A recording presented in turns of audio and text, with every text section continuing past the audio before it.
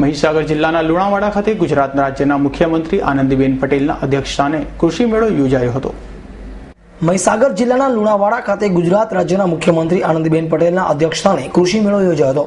આ પ્રસંગે મુખ્યમંત્રી આનંદીબેન પટેલ જનમેદનીનો સંબોધતા પોતાના પ્રાસંગિક પ્રવચનમાં જણાવ્યું હતું કે ખેડૂતોએ જમીનનો સારો પાક મેળવે અને સારી કમાણી કરે તે હેતુથી આવા કૃષિ મેળા યોજીને કૃષિ વૈજ્ઞાનિક દ્વારા માહિતી આપી મેળવી તે હેતુથી આ પ્રકારે રાજ્ય સરકારે કૃષિ મેળા યોજીને ખેડૂતોને માહિતી આપવામાં આવતી હોય છે અને કૃષિ મેળામાં પશુ ડોક્ટર પણ આવતા હોય છે અને પશુઓની સારવાર પણ મફતમાં કરાતી હોય છે।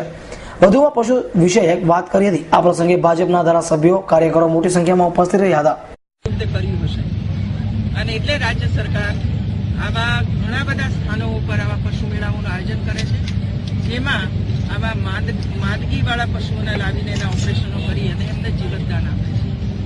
એ ઉપરાંત યુનિવર્સિટીની અંદર જે રિસર્ચ વગેરે થઈ રહ્યું છે એ બધા જ રિસર્ચ થયેલા જે સંશોધનો છે બધું જ મૂકવામાં આવે છે।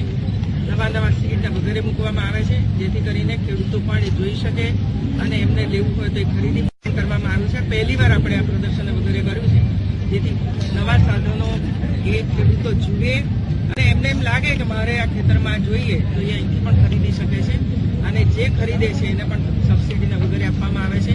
એ ઉપરાંત કંપનીઓ સાથે આપણે એમની સાથે વાતચીત કરી છે, જેથી એ કમિશન પણ અહીં આપે છે વધારાનું, એટલે એક બાજુ એમને સબસિડી પણ મળે, થોડું કમિશન પણ મળે, એટલે વધારે ફાયદો એમને થાય છે। આ મેળાનું આયોજન થયું હતું। Iqbal Shaikh, S9 news, Shehera.